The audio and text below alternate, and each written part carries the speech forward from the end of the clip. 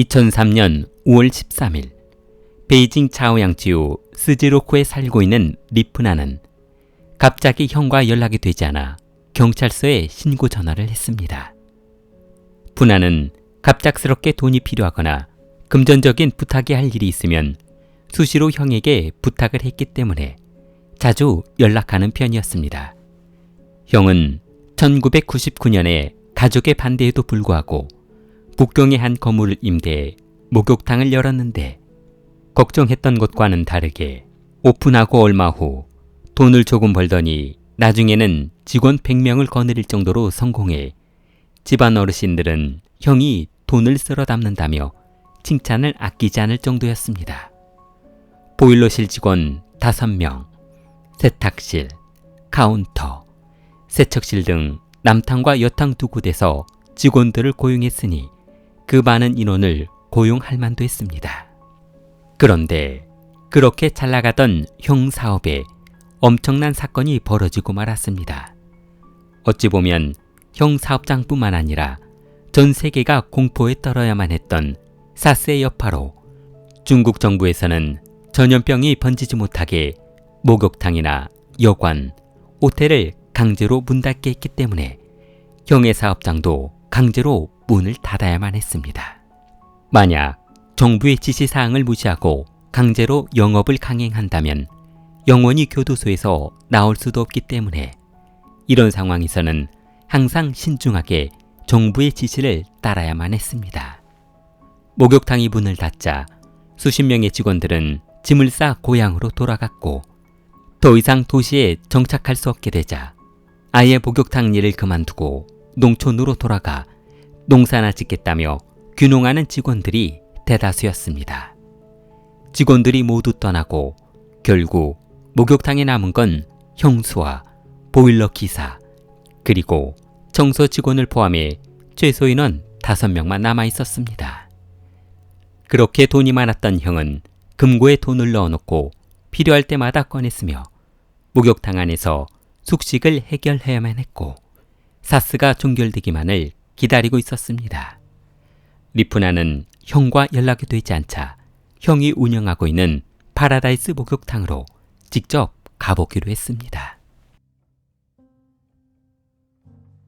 목욕탕 입구에 선 리프나는 입구에 커다랗게 써놓은 글을 읽었는데 영업정지? 그런데 왜 목욕탕 안이 이렇게 어둡지? 형! 형! 형수! 형수? 아무도 없어요? 아이씨, 사람들이 좀 어디 간 거야? 푸나는 목욕탕 문을 살짝 열어봤습니다. 그러나 닫혀있을 것으로 생각했던 문은 힘없이 열렸고 혹시 내부에서 무슨 일이라도 벌어진 것은 아닐까 하는 생각에 쉽사리 안으로 들어갈 수가 없었습니다. 아무도 없어요? 아우, 이게 무슨 냄새? 아우, 고양이라도 죽었나? 아우.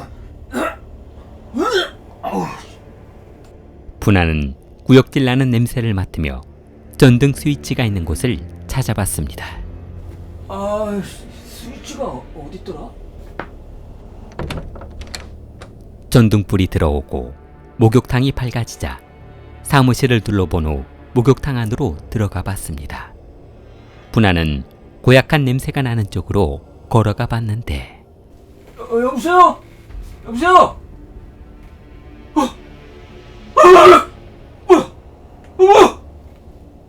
물 빠진 목욕탕 욕실 안에는 형과 형수 그리고 보일러 기사, 종업원까지 모두 5명의 직원이 살해된 채 엎어져 있었습니다.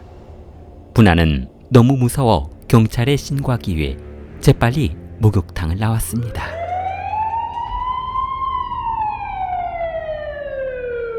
경찰은 재빨리 현장을 봉쇄하고 시신 있는 곳으로 들어가 봤습니다.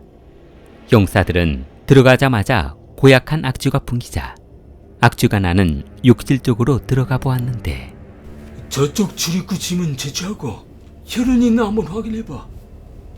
욕조 안에는 아주 비참한 상태의 시신 여러 구가 뒹굴고 있었습니다. 아이, 이거 뭐야? 사람을 가둬놓고 참수한 거야? 뭐야 이거?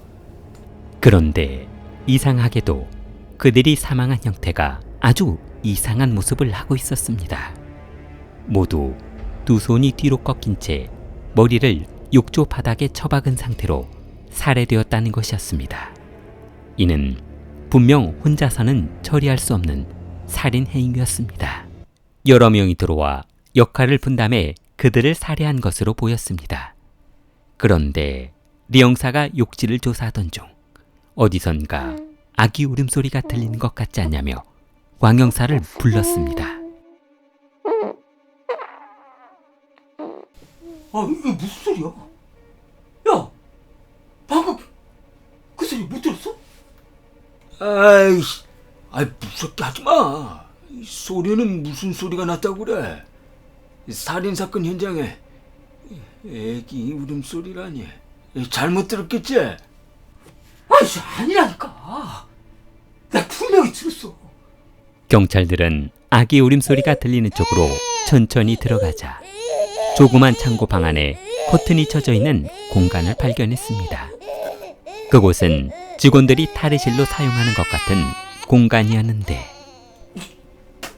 여기서 들리는 것 같은데?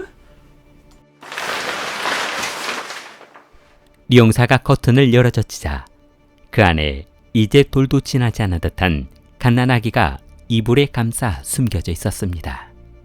살인범들이 이곳에 아기가 있는 줄 모르고 그들만 살해한 것인지 아이라서 살려두고 간 것인지는 알 수 없는 노릇이었습니다. 아이는 배가 고파 울다 지친 듯한 상태였고 아마도 목욕탕 주인 리페인안의 자녀인 것으로 생각되었습니다. 결과에 어떻든 다행히 아이는 생명에는 지장이 없어 곧바로 병원으로 옮겨졌고 경찰은 이렇게 잔인한 살인을 저지른 범인을 검거하기 위해 주변 CCTV를 조사해보기로 했습니다. 중국 정부에서는 사스로 인한 시민의 이동을 금지하고 있어 마트도 문을 닫고 있는 상태였고 약국이며 주유소까지 문을 닫고 있어 그들의 이동 경로를 찾아낸 것은 시간 문제였습니다. 만약 그들이 차를 타고 이동했다면 용의자를 찾아내는 데는 그리 오랜 시간이 걸리지 않을 것으로 보였습니다. 용의자들은 목욕탕 주인인 리페인안이 타고 다니던 중국산 자동차 샤릴이라는 차를 빼앗아 타고 도주했는데 차가 그리 흔하지 않아 그들의 이동 경로를 쉽게 찾아낼 수 있었습니다.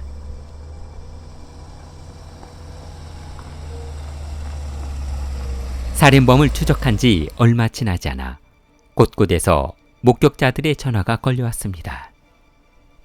용의자들이 타고 간 차는 북경의 외진마트 지하주차장에 주차되어 있었는데 경비원은 그날을 똑똑히 기억하고 있었습니다. 그날이 아마 14일 새벽이었을 거예요. 제가 왜 그날을 기억하냐면요. 원래 일반인들이 그 시간대는 마트에 들어올 수 없는 시간이거든요. 그런데요. 그 차 운전석에서 뚱뚱한 남자 한 명이 내리더라고요. 그러더니 잠시 있다가 뒷좌석에 타고 있던 두 명의 남성이 내리더라고요. 주위를 두리번거리면서 몰래 주차장을 나가길래 한마디 해주려고 했던 기억이 나요. 한마디 하시지 그랬어요.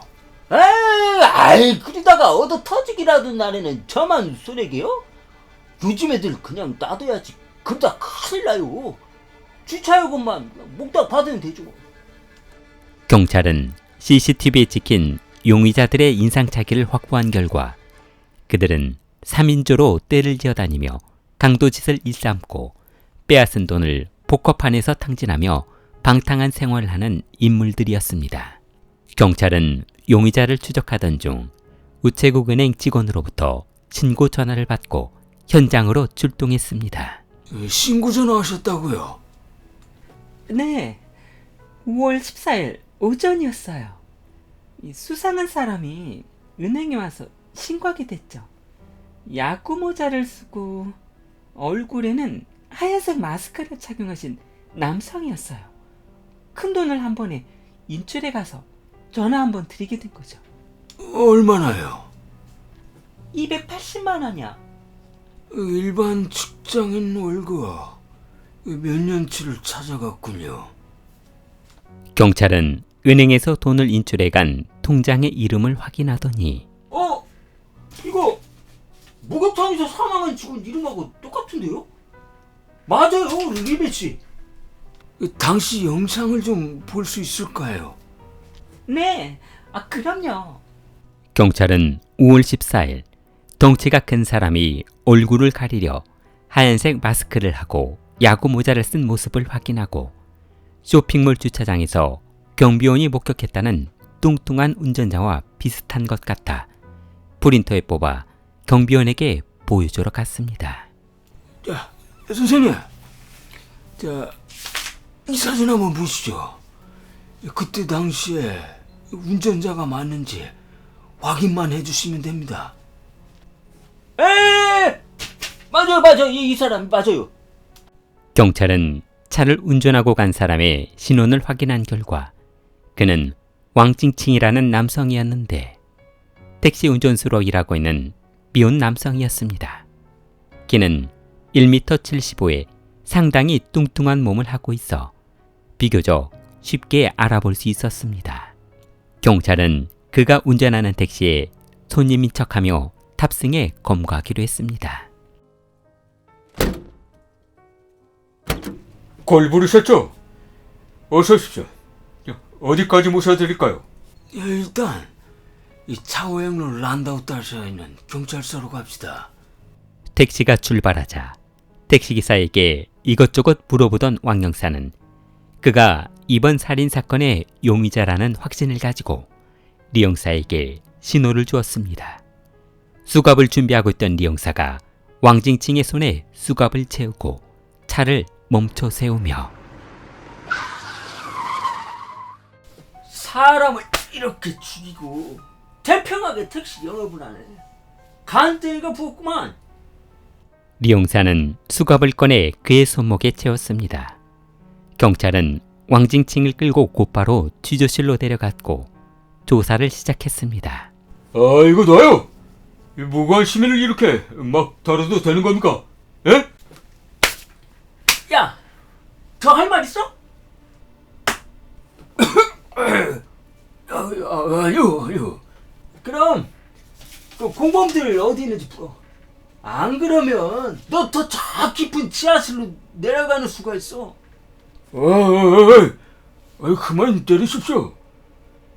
저희는 총 4인조로 움직이는데 두목은 리빈이고 그 아래 행동대장이 리준빈 그리고 막내 봉자연으로 구성됐습니다. 경찰은 왕징칭이 알려준 두목 리빈을 검거하기 위해 그의 집을 급습했으나 그의 아내는 남편이 그동안 강도짓을 하고 다니는지 전혀 알지 못하고 있는 상태였고 리준빈과 포커를 치러 나간 지 며칠이 되었다며 집에도 없다고 했습니다. 조직의 두목인 후이진보는 9년 전 길림성에서 살인을 저지른 후 가짜 신분증을 돈을 주고 사 리빈이라는 전혀 다른 사람의 이름으로 베이징에서 숨을 지내고 있었고 아내와 결혼 후 아이도 낳고 살고 있었던 것으로 밝혀졌습니다. 그는 북경으로 숨어 들어온 후 마땅히 할 일이 없자 도박판에서 세 사람과 친해져 강도 조직을 결성하게 되었는데 알자네. 우리 비록 도박판에서 만나서 우영제를 맺은 강도들이지만 우리는 죽을 때까지 같이 가는 거다. 그럼요, 형님. 형님, 그런데 말입니다요. 뭔데? 제가 자주 다니는 크리스탈이라는 목욕탕이 하나 있는데 말입니다요. 거기 사장이 돈도 엄청 많이 벌었지 말입니다요. 그런데 그런데 사스가 난리 치는 바람에 말입니다요. 목욕탕 문 닫고 아무것도 못하고 있지 말입니다요. 그 사람 원래 도박꾼인데 전염병 때문에 돌아다니도 못하고 목욕탕에서 꼼짝도 못하고 있지 말입니다요. 돈은 아주 많은데 지금 도박 못해서 아주 안달이 났지 말입니다요. 그래. 그럼 사이즈는 어때? 금고의 현금이 상당히 많은 것으로 알고 있습니다요. 리빈 일당은 스스로 문 닫힌 목욕탕 사장 리페인안에게 의도적으로 접근해 그와 친해진 후 도박장에서 카드 도박을 하며 친해졌습니다. 막내 펑장류는 크리스탈 목욕탕을 찾아가 목욕탕 입구에서 담배를 피우고 있는 페인안과 짧은 대화를 나누었는데 형, 이 포카 붙여서 어떻게? 아우, 정말 그렇지 않아도 나 손이 근질근질해서 아주 미칠 것 같아. 어디 판 깔린 데 없냐? 펑장류는 목욕탕을 한번 둘러보더니 형, 여기는 문 닫았어? 사스 때문에 아주 죽을 맛이야. 단속 걸릴까봐 저렇게 불 꺼놓고 있다고. 팔이 한 마리 없어. 아, 형, 그러지 말고 우리 도박장 같은 데 가지 말고 내가 친한 형들을 데려올 테니까 문 닫아놓고 여기서 게임만 하면 되겠네. 어차피 출입하는 사람도 없구만. 그래. 어때? 리페인안은 목욕탕 안에서 숙직하며 생활하는 직원들과 아내가 신경이 쓰여 잠시 생각에 잠기더니 그래. 아니 어차피 목욕탕 문 닫아서 들어올 사람도 없으니까 그냥 여기에다 판 벌리고 여기서 포커 치자. 내가 포커 책상이랑 의자 세팅 다 해놓을게. 그렇게 리빈과 일당은 리페인안과 친분을 쌓아 아무런 의심 없이 목욕탕에 출입할 수 있게 되었고 포커를 치며 페인안이 방에 들어가 돈을 가져오는 것을 보고 금고 위치를 알아낼 수 있었습니다. 귀금속이 어디에 있는지 직원들은 제압할 수 있는 사람들인지를 파악한 후 범행을 실행한 것이었습니다. 사람 죽기로 소문난 리페인안은 그들을 전혀 의심하지 않고 그저 좋은 사람들과 시간을 때우며 카드게임을 즐길 수 있는 친구들로 생각했습니다. 그러나 페인안의 생각과는 달리 리빈 일당은 강도 준비를 마친 5월 13일 범행을 실행하기 위해 칼과 밧줄, 강목들을 챙기고 있었는데 형님, 아니 그런데 말입니다요. 그 목욕탕에 사장 가족이 같이 살고 있지 말입니다요. 그 애기도 있고 웨이터도 15살짜리도 있는데 말입니다요. 이거 다 죽이는 것도 좀 그렇지 말입니다요. 이 자식이 아직 정신을 못 차렸구나. 너 지금 당장 나가서 돈 벌어봐. 너 같은 놈 누가 써주나? 우리같이 전과 있는 놈들은 아무 데서도 불러주지 않는다고. 증인 남기면 또 감방에 들어가야 하니까 절대로 흔적 남기지 말고. 알겠습니다, 형님. 예.